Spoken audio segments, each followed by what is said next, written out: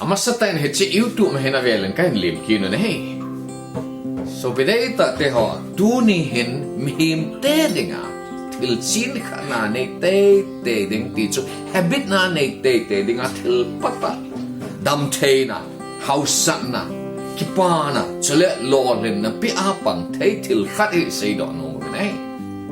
hetui pi ham Jingkah Thovah hey ahele Jingkah Thovah Phatchom dan chu ge sang lovin ban nei chan tu hin ana sei ta te akhat na Jingkah Thovah hen mihim hi dam thena pi hi ti het masat ben ngai ne hi het dikhat chu Jingkah mata hai huil theng ta hong nong ji a hin he che huil theng ta hong nong hi mihim te ta sa dam thena ding le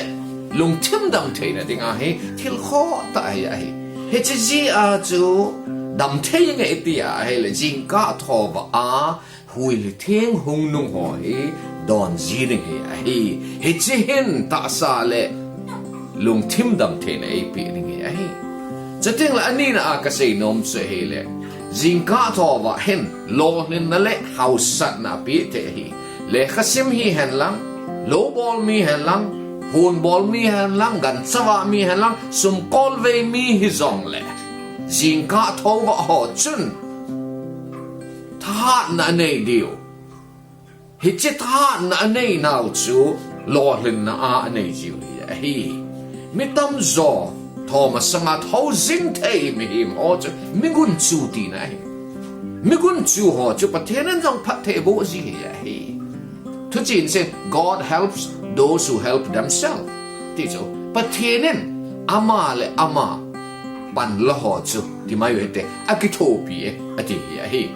Jingkah Thovah hen thanop na le ki pa na ap hi mi him hi ikipa ai thonop ting le ito itham lam zong si jong chu lo li te ya hi tu la ya cha te le khasim atam zo lo rin zo lo na hi len pen hi Jingkah Thovah lo si hi school college university phata ta le khasim ho hin khu alo sam tam ta ho hi Jingkah Thovah lo si hi pathin lo pin din ga ke sei hem lang hele Bible College munni a kasim na hin pathin zalen college pompia a theme pen hi na academic award hi kanamu na hi munni a hin hi che kanamu theina thugu chu I piham Jingkah Thovah ji hi hin kholo len te ding go na hele mihim hi Jingkah anom ta ki mongai lo hi mi lo ling ho hi Jingkah Thovah ho ai te ji ve nai nang zong lo len ding na no ma hi le Jingkah na Thovah te ding hi a de in cha te ngai ven Jingkah ho wa leng lung ta ni sa so ra ta a lup na to thi khawa ki kan be bang jing na lai ai lo wa hai le gom ta ki chal mat bang jing na lai ho chun iti mong atu mu cho amol so thei diu ham cha te hon gel se hi be oven na lo lim te diu ka dei ji a he chi kan se hi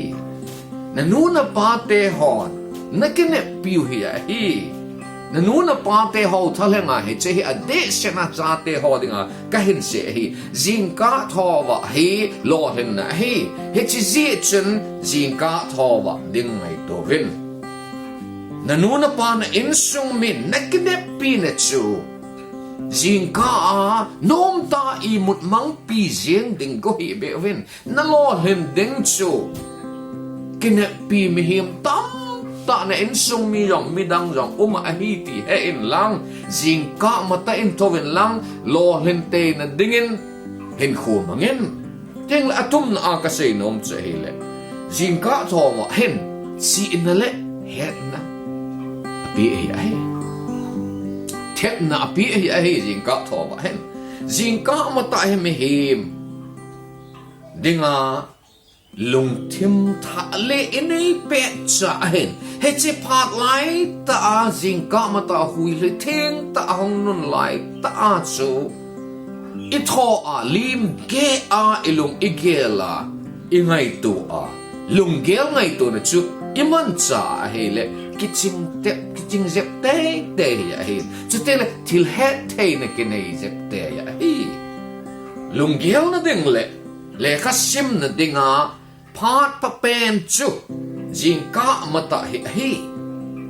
ken zong atam zo a lung gel ta ka ngai tu a sermon ka sut na phat Titeng le ka speech di ho ka kisut na article dang le thu dang ho kasut na phat he Jingkah mata he a he zin he aje chu Jingkah mata a chu fresh mind en pe na itho a ilung igela lung gel lim ge cha igela a he le chi in a zong ke ne ya tele til het te na zong ke ne ya he chi a cha le khasim hon le khasim na dinga phat pa pem chu Jingkah mata ana Thovah na simu chu hi ti hi ne het diu lim ka sei no me na he le khasim chapang khat he college kai chapang khat he hong he ale ama chen he pa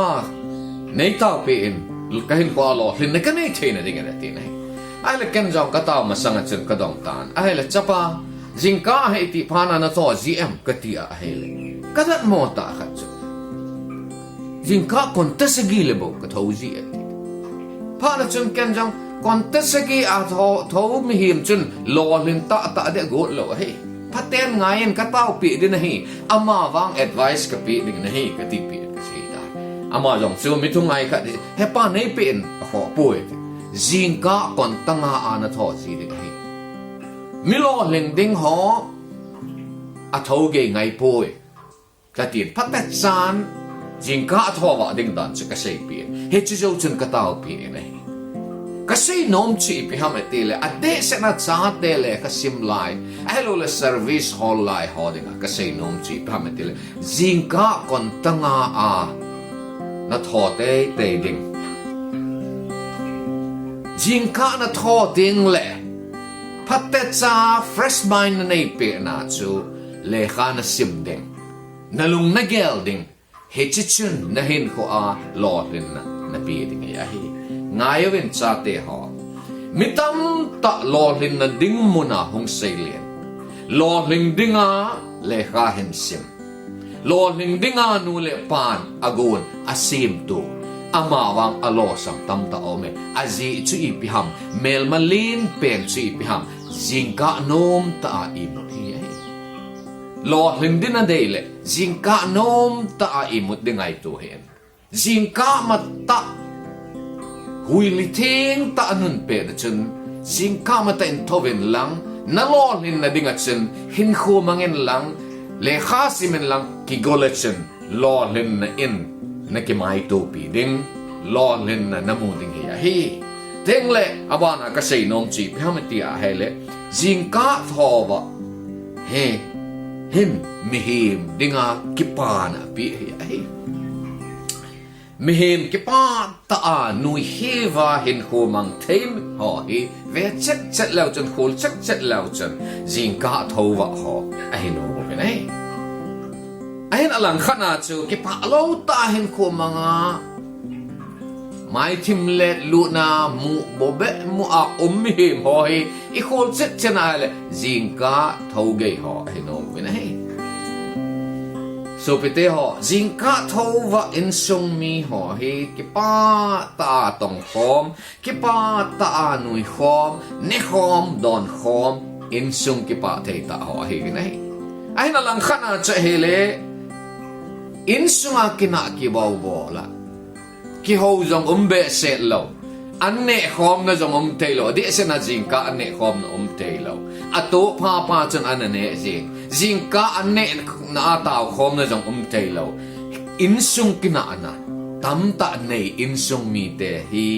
I tabang ham itile Jingkah Thovah ge ho ai nong nei ye chen tu ni hin lo len te ding no ma hele Jingkah Thovah ding chen ngai tu ding hi dam te ding na no ma hin ko a lo len a house ding na de ya chele chi na ne ya thep na nei ding na no ma chele ki pa ta hin ko man ding na de yam Jingkah Thovah en chitile hi chi ho zo se chu na nei te ding hi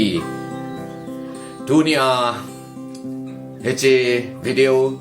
Jingkah Thovah Phatchom dan anangai zo sin namun siwa pakai patinin patin bu tau hen